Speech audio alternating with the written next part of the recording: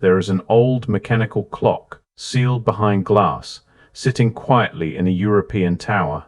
Not a decorative piece, not a relic for tourists, but a machine still tracking something most modern clocks no longer even acknowledge.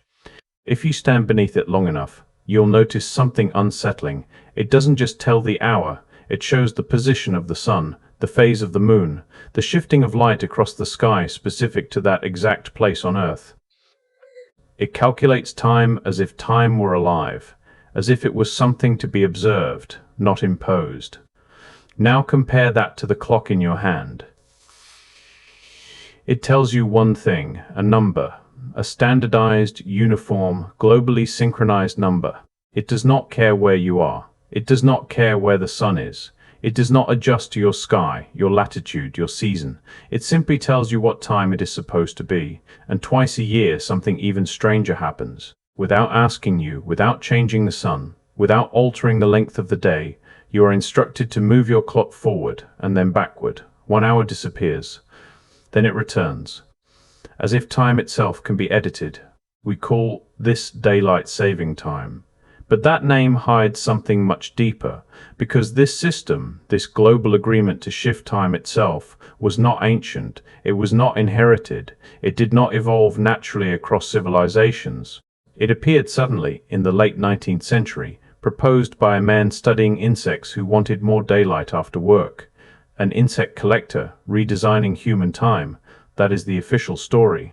But when you start pulling on that thread, something begins to unravel. Because daylight saving time was not the beginning of this system, it was the final layer. Before it came something else, and before that something even older. A complete system of time that was not standardized, not simplified, and not controlled. A system where every city, every structure, every civilization aligned itself not to a central authority, but to the sky itself. And in less than a century, almost all of it was replaced. Not slowly, not accidentally, systematically. So the question is no longer whether our clocks are wrong. The question is, what were they replaced from? Let's start with something that sounds almost impossible today. Before the year 1847, time was not the same from one city to another. Not approximately different, precisely different. Every city kept its own time based on the actual position of the sun above its own horizon. When the sun reached its highest point in the sky over Bristol, that was noon in Bristol. But London, sitting further east, reached that same solar peak earlier. The difference was about 10 minutes, so London kept London time, Bristol kept Bristol time. Norwich, Liverpool, Manchester, Edinburgh, each one followed its own sky. This was not considered inefficient. It was considered accurate. Time was not an abstract number. It was a direct measurement of your relationship to the sun, to your exact place on Earth. Your body woke with the light that actually touched your window. Your day unfolded according to the real movement of the sky above you. Then something changed. In the year 1840, the Great Western Railway made a decision that would quietly begin to overwrite this entire system. Instead of adjusting schedules city by city, they standardized everything to London time. Not because the sun had changed, but because the train required consistency. Other railway companies followed, and by 1847, a central coordinating body recommended that all railways adopt a single unified time, Greenwich Mean Time. Think about what that means. In less than a decade, a system built on direct observation of the natural world was replaced by a system built for machines. The sun was no longer the authority, the schedule was. And once that shift began, it didn't stop. In the year 1884, representatives from 25 nations gathered in Washington, D.C. for what was called the International Meridian Conference. There, they divided the entire planet into 24 time zones, clean, mathematical segments, each one detached from local reality. Greenwich was chosen as the prime meridian. A single point in a London suburb became the reference for global time itself. Not because of the sun, not because of nature, because of agreement. In the span of a few decades, humanity moved from thousands of localized time systems, each one grounded in real solar observation, to a single, synchronized grid imposed across the entire Earth. And something else disappeared with it, because before this shift, Time was not just local, it was layered. If you travel to Prague and stand in the Old Town Square, you will see a clock that has been operating since the early 15th century. At first glance, it looks ornamental, almost theatrical. Figures move, bells ring, a skeleton marks the passing hour, but look closer. This clock does not show just one time. It shows multiple systems simultaneously. It tracks the position of the sun through the zodiac. It displays the phase of the moon. It calculates sunrise and sunset based on that exact location. It presents different temporal systems side by side, as if time itself were multidimensional. This was not decoration. This was how time was understood, not as a single line moving forward, but as a set of cycles, overlapping rhythms tied to celestial motion. Solar, lunar, seasonal.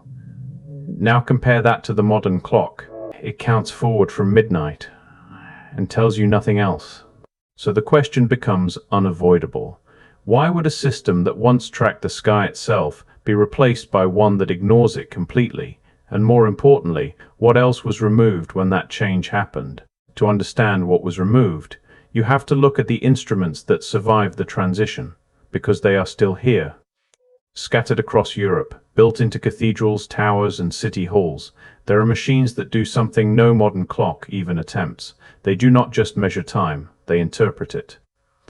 In Venice, a tower completed in the late 15th century tracks the movement of the sun through the zodiac as a primary function, not a background detail, not decoration, essential information.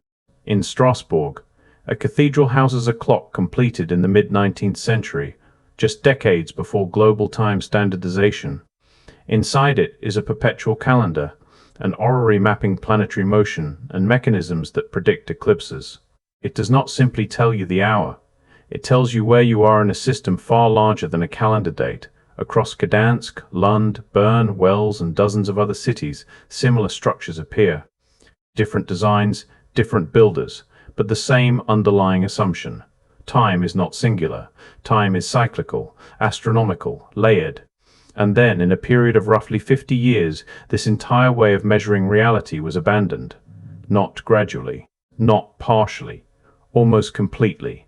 The first disruption was standardization, the second was adjustment. In the middle of the First World War, a new idea was implemented. Not local, not experimental, national. Shift the clock forward by 1 hour during summer months. The explanation was simple. Reduce the need for artificial lighting, conserve fuel, support the war effort. Within weeks, other nations followed. And when the war ended, the system remained. It appeared, disappeared, reappeared. Adopted, abandoned, reinstated. Entire regions shifting back and forth, often without consistency, often without agreement. At one point in the mid-20th century, a short journey across a single region of the United States could force you to change your clock multiple times within the span of less than an hour of travel, not because of geography, because of policy. Does that sound like a system built on precision, or one constantly being adjusted to fit something else? Because when researchers began to test the original justification energy savings, the results did not hold. Multiple studies across multiple countries found negligible impact. Some even showed increased energy use. So if it does not save energy, why does it exist? What it does do consistently is disrupt. In the days following the springtime shift, measurable spikes occur. Heart-related events increase, workplace accidents rise, traffic incidents climb, sleep patterns fracture. The body does not adjust instantly, because the body is not running on the system that was imposed. It is running on something older, something still tied to light, because inside the human brain there is a structure that responds directly to the sun. A cluster of neurons that calibrates hormonal cycles, body temperature, sleep, and wakefulness based on actual light entering the eyes. Not scheduled light, not standardized time, real light. For most of human history, there was no separation between these two things. Time and light were the same system. But once time became standardized, that connection broke. Now your alarm can wake you before sunrise. Your schedule can demand activity in darkness. Your calendar can assign importance to a day that has no alignment with any natural cycle. And over time, something subtle happens. You stop referencing the sky, you start referencing the system, and this is where the deeper question begins to form. Why? Because if time was once measured through direct observation of celestial motion, and if that system was replaced by one that prioritizes synchronization over alignment, then what exactly were those earlier systems designed to track so precisely? And why was that precision no longer needed, or no longer allowed?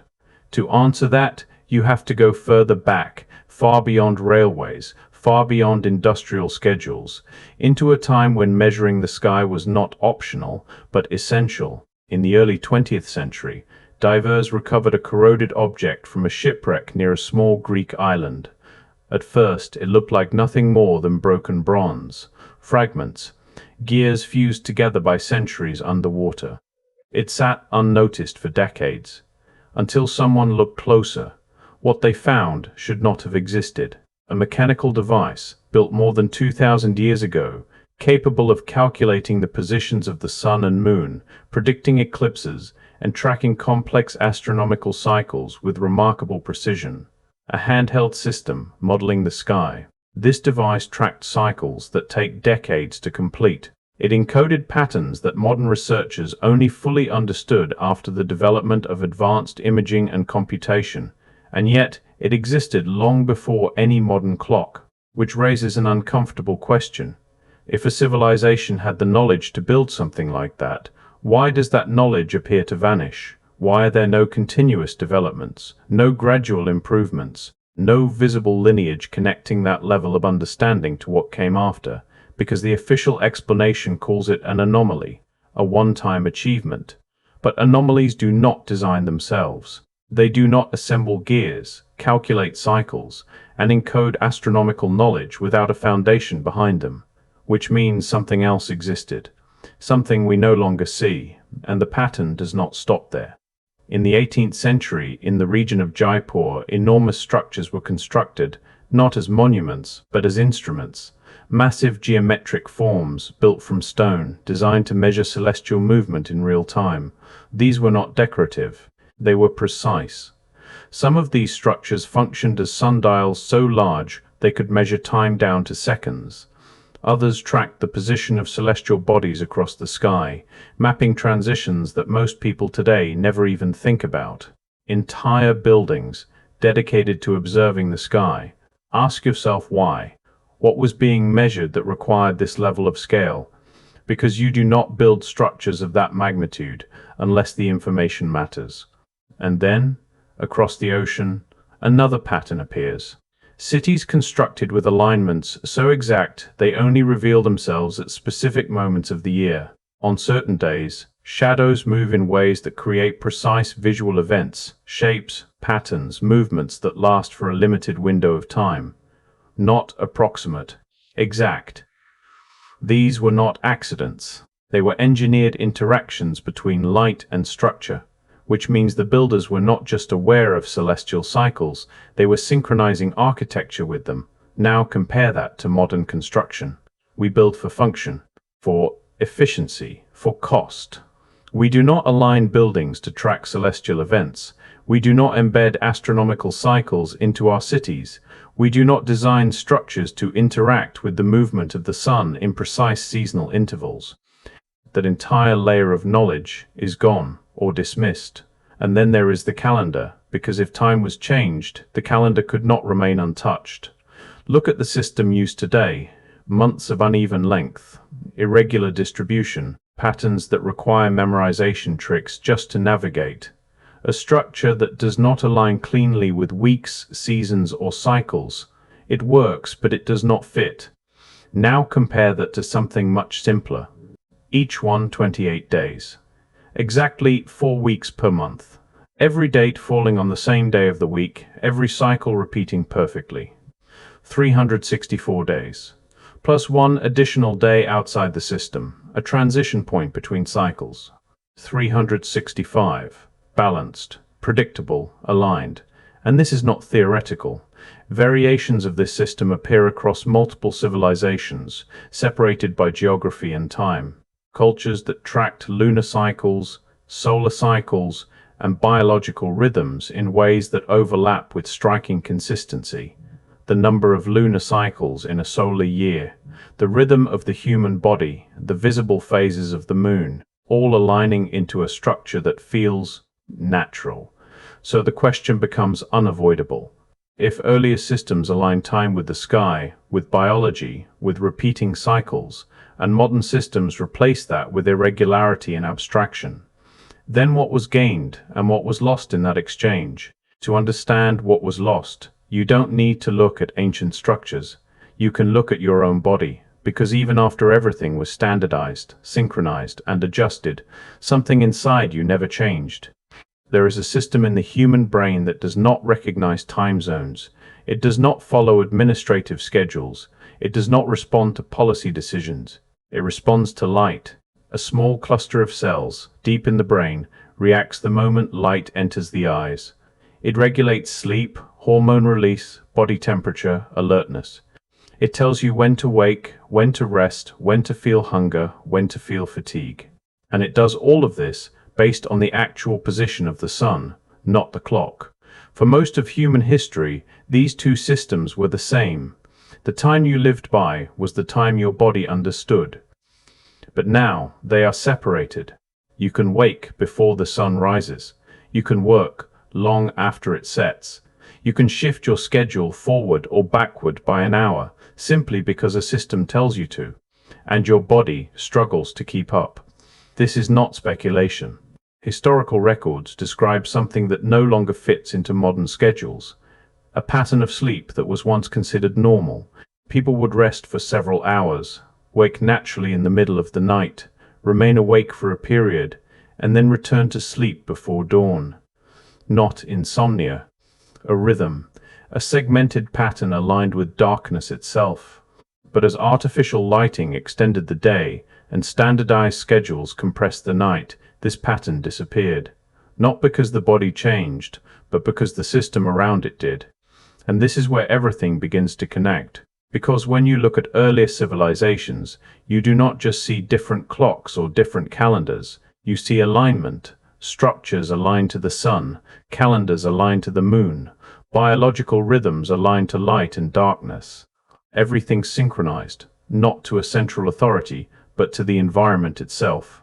And then, in a relatively short period of time, that alignment was replaced with something else, a system that allows millions of people to operate on the same schedule, regardless of where they are.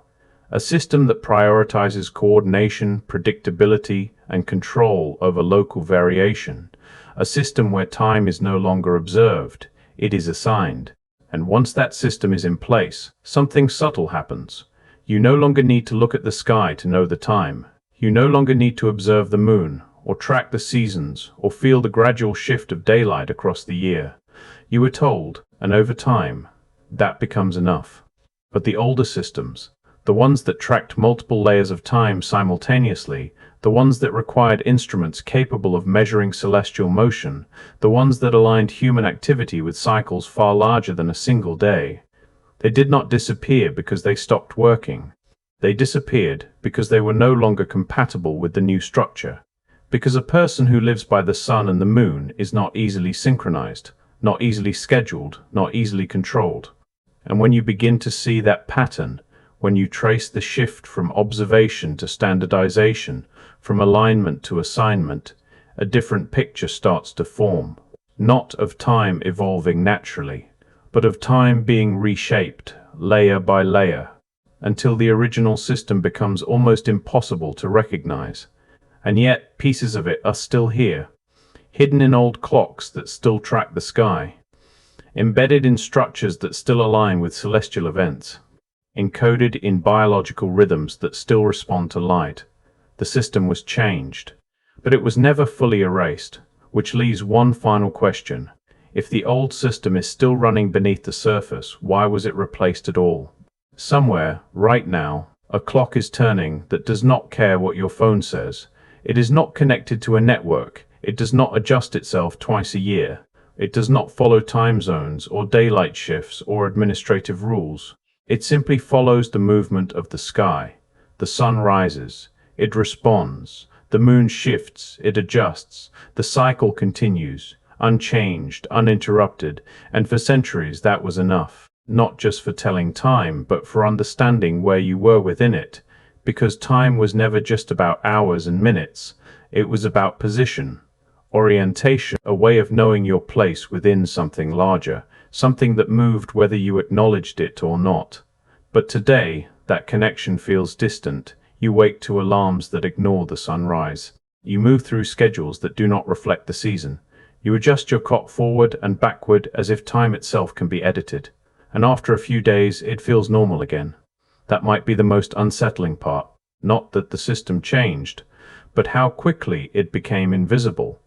Because once you stop questioning it, once you stop noticing the difference between measured time and assigned time, the replacement becomes complete. You no longer remember what was there before, but your body might. The quiet pull to wake with the light, the heaviness when the day starts in darkness, the strange awareness in the middle of the night, an hour that feels like it does not belong to the system you live in, an hour that used to exist differently and maybe still does, because the evidence never fully disappeared.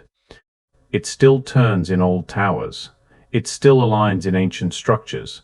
It still pulses through biological rhythms that no policy ever managed to rewrite, which means this is not really about whether the modern system works. It clearly does. The real question is something else. If time was once something you observed, and now it is something you are told, then what else changed with it? And more importantly, what else did you stop noticing when that happened?